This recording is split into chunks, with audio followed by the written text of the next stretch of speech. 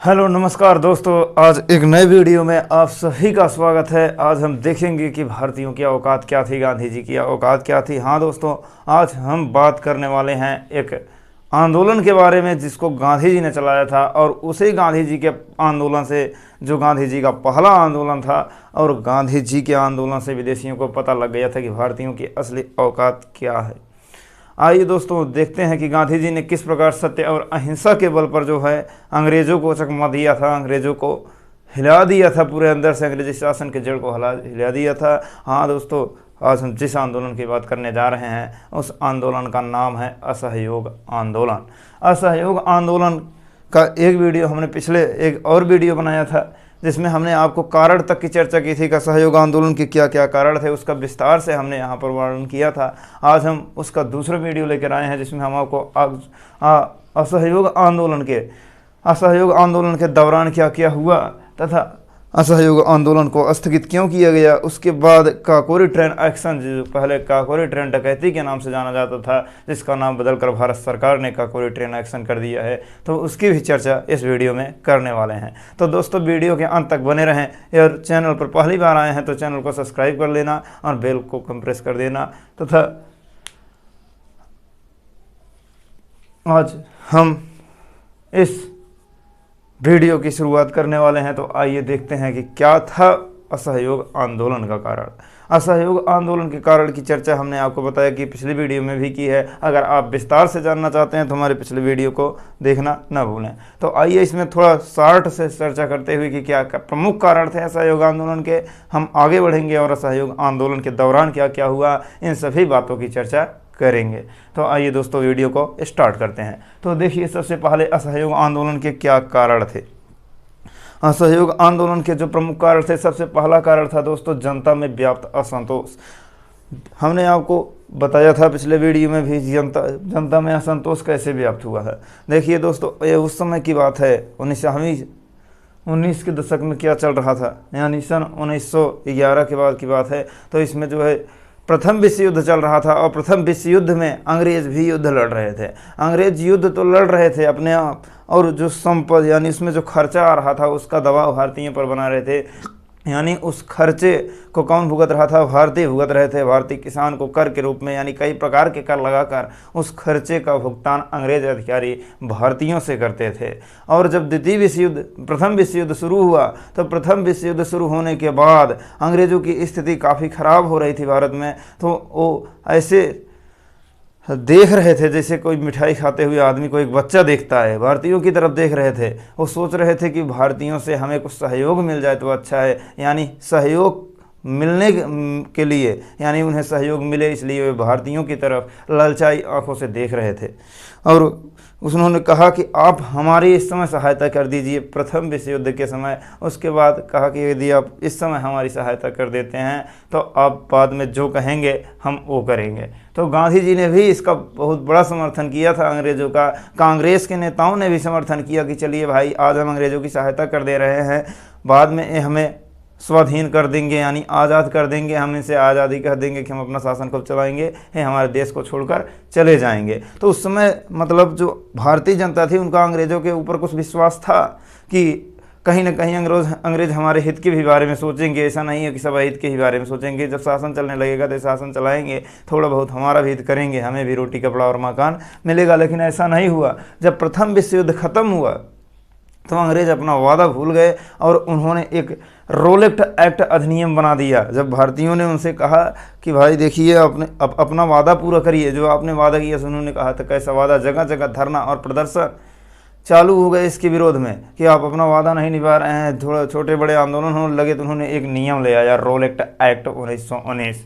रोलेक्ट act 1919 में आया था। इसको ना अपील, ना दलील और ना वकील वाला कानून कहा जाता है। आज ये रोलेक्ट एक्ट अधिनियम भारत के अनुच्छेद 22 में नहीं थे, जिसमें कहा गया है रोलेक्ट एक्ट का एक छोटा सा स्वरूप नहीं थे। रोलेक्ट एक्ट क्या था? रोलेक्ट एक्ट ना अपील, ना दलील, ना वकील वाला कानून था। और इस कानून के तहत अगर किसी भारतीय को पकड़ा जाता है, किसी व्यक्ति को पकड़ा जाता है, तो उसको 2 वर्ष बिना किसी जज के सामने ले जाए, 2 वर्ष केवल शक के आधार पर गिरफ्तार करके रखा जा सकता था। ये इतना खतरनाक था रोल एक्ट। इससे किसी भी भारतीय को अगर कहीं पर प्रदर्शन करते हुए देखा जाता था तो उसे 2 वर्ष के लिए हवालात में भेज दिया जाता था। तो रोल एक्ट 1919 की एक खास बातें थी। इससे बहुत परेशान हो गए भारतीय। अब कई भारतीयों को, नेताओं को जेल में बंद कर दिया गया। उसके बाद जो सबसे बड़ी घटना हुई जालियांवाला बाग हत्याकांड 1919। तो यहाँ पर एक सभा जुटाई गई थी एक बाग में, जालियांवाला अमृतसर में एक सभा जुटाई गई थी। तो वहाँ पर कुछ चर्चाएं चल रही थी और जनरल डायर ने निहत्थे भीड़ पर गोली चलाने का आदेश दे दिया 1919 में, और वहाँ पर बहुत ज़्यादा संख्या में लोग मारे गए। और इस जालियांवाला बाग हत्याकांड की जांच करने के लिए एक कमेटी का गठन किया गया, हंटर आयोग जिसका नाम था। एक आयोग का गठन किया गया, हंटर आयोग। हंटर आयोग में कुछ 7 सदस्य थे, जिसमें 4 अंग्रेज अधिकारी और 3 भारतीय थे। तो हंटर आयोग ने भी अपना पक्ष जो है उस समय अंग्रेज सरकार के पक्ष में रखा, तो जिससे भारतीय और जो है गुस्से में आ गए। और गांधी जी के पास उस समय तब कोई विकल्प नहीं बचा। गांधी जी ने कहा कि चलिए ठीक है, अब हम भी अपना कारनामा दिखाते हैं। अंग्रेज अधिकारी हम पर बहुत जो है हमें बहुत प्रताड़ित कर रहे हैं, तो हम अपना आंदोलन अब शुरू करेंगे, हम भी अपना कारनामा दिखाएंगे। तो इन्हीं कारणों से व्यथित होकर महात्मा गांधी ने 1920 से 1922 में एक आंदोलन चलाया, जिसे हम असहयोग आंदोलन के नाम से जानते हैं। आइए देखते हैं असहयोग आंदोलन के दौरान क्या क्या हुआ, इसमें क्या क्या उद्देश्य थे। सबसे पहले देखिए, अंग्रेज शासन खुद चलाए। एक बात आप अच्छे से पकड़ लो, महात्मा गांधी ये जानते थे। महात्मा गांधी ये बात अच्छी तरह से जानते थे कि अंग्रेज अधिकारी यहाँ मुट्ठी भर हैं और यहाँ पर जनता बहुत ज़्यादा, यानी अधिकतम है। हम अंग्रेज को उस समय के अल्पसंख्यक कह सकते हैं, लेकिन राज वो किस लिए कैसे कर रहे थे? अगर उन्हें भारतीयों का सहयोग न मिलता तो भारत पर राज नहीं कर सकते थे, वो भारत को जीत नहीं सकते थे। और महात्मा गांधी को ये बात अच्छे से पता थी, इसीलिए महात्मा गांधी कहते थे कि हम जो है सत्य और अहिंसा के बल पर चलेंगे, अंग्रेजों को वैसे ही खदेड़ देंगे। यानी अंग्रेज शासन खुद चलाए। यहाँ पर महात्मा गांधी ने कहा कि अगर अंग्रेज का हम सहयोग नहीं करेंगे तो अंग्रेज शासन चला ही नहीं पाएंगे। तो इसमें कहा गया कि अंग्रेज शासन खुद चलाएं, हम सरकारी पदों से क्या कर रहे हैं, इस्तीफा दे रहे हैं। जितने भी लोग थे सरकारी पदों पर, जितने भी भारतीय थे, सभी को आह्वान किया गया कि वे सरकारी पदों से इस्तीफा दे दें। और आह्वान, गांधी जी के आह्वान करने के बाद बहुत से लोगों ने सरकारी पदों से इस्तीफा दे दिया। और उसके बाद अंग्रेजी कपड़ों व शराब की दुकानों पर धरने दिए गए। अंग्रेजी कपड़ों व शराब की दुकानों पर क्या किया गया? धरना दिया गया, अंग्रेजी कपड़ों का बहिष्कार कर दिया गया। उसके बाद चसूत काटने वाली मशीन लेकर कई जगह पर प्रदर्शन हुए, रैलियां निकाली गई, यानी स्वदेशी की तरफ बढ़ावा को प्रोत्साहन किया गांधी जी ने। और वकीलों ने वकालत छोड़ दी।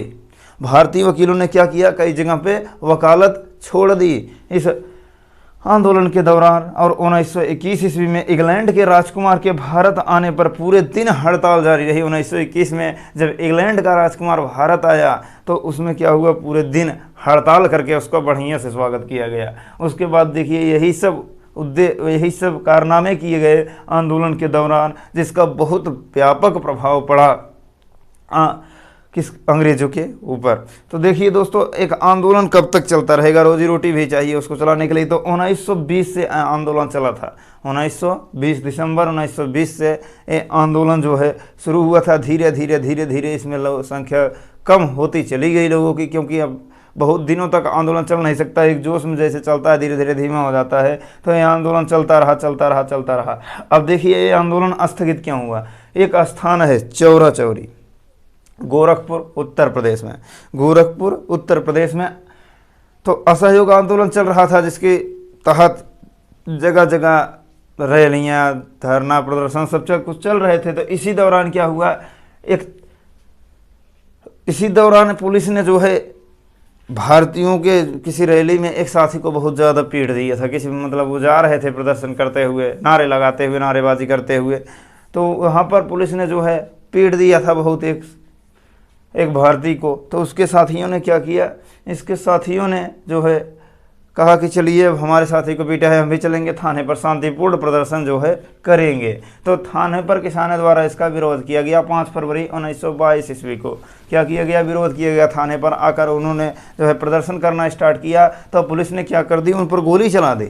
जब वो शांतिपूर्ण प्रदर्शन कर रहे थे किसान, उसी समय पुलिस ने उन पर गोली चलाई, और जिससे व्यथित होकर किसानों ने क्या कर दिया? थाने में आग लगा दिया। और उस थाने में 22 अंग्रेज अधिकारी थे, बाहर से जेल को थाने को बंद कर दिया। आग लगने के कारण 22 अंग्रेज अधिकारियों की मौत हो गई। 5 फरवरी 1922 ईस्वी की यह घटना है, चौरा चौरी कांड के नाम से जानी जाती है, जो गोरखपुर उत्तर प्रदेश में है। तो इस बात को आसानी से ध्यान में रखना। उसके बाद क्या हुआ, जब 5 फरवरी 1922 ईस्वी को जो है इतनी बड़ी हिंसाएं हुई तो गांधी जी इससे बहुत व्यथित हुए। उन्होंने अपना जो आंदोलन चलाया था वो सत्य और अहिंसा के बल पर चलाया था। महात्मा गांधी ने कहा कि आंदोलन चल रहा है महत्वपूर्ण ये नहीं है, आंदोलन चलने का कारण भी बहुत महत्वपूर्ण होता है, आंदोलन किस तरह से चल रहा है भी महत्वपूर्ण होता है। हम हिंसा के बल पर आंदोलन नहीं चलाएंगे, हम अहिंसा से चलाएंगे। और 12 फरवरी 1922 ईस्वी को गांधी जी ने असहयोग आंदोलन को स्थगित करने का निर्णय लिया और मार्च 1922 में असहयोग आंदोलन स्थगित हो गया। गांधी जी ने इसको स्थगित करने की घोषणा कर दी और इससे अंग्रेजों को मौका मिल गया। उन्होंने गांधी जी को उठाकर 6 वर्ष के लिए कठोर कारावास में डाल दिया। तो अब देखिए ये पूरा था क्या, असहयोग आंदोलन। असहयोग आंदोलन के कारण, असहयोग आंदोलन के दौरान क्या क्या हुआ और असहयोग आंदोलन वापस क्यों लिया गया, गांधी जी ने वापस क्यों लिया। तो असहयोग आंदोलन को वापस लेने का सबसे प्रमुख कारण था चौरा चौरी कांड, जिसमें 22 अंग्रेज अधिकारियों की हत्याएं हुई।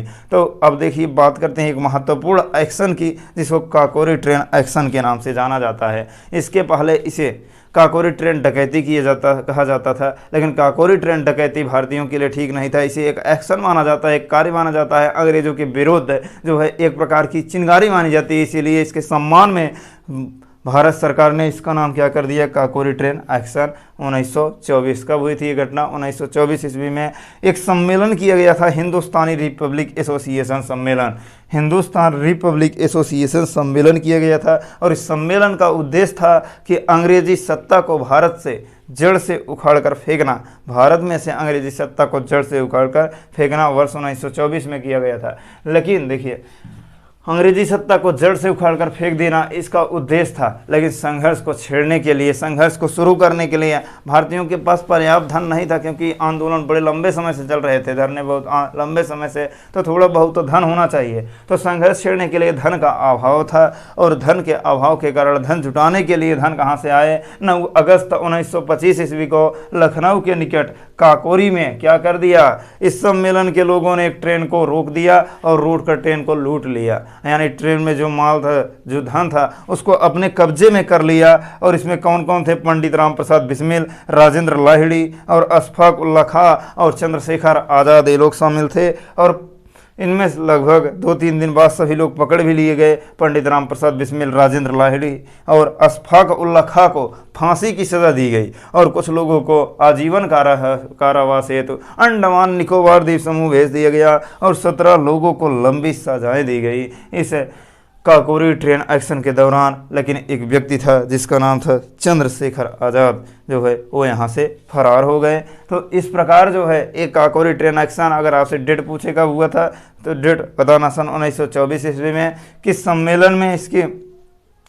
सम्मेलन के द्वारा इसकी शुरुआत की गई थी, Hindustan Republic association. Hindustan Republic association का उद्देश्य क्या था, अंग्रेजी सत्ता को जड़ से उखाड़ कर फेंक देना। और काकोरी ट्रेन एक्शन का हुआ था 9 अगस्त 1925 ईस्वी को हुआ था।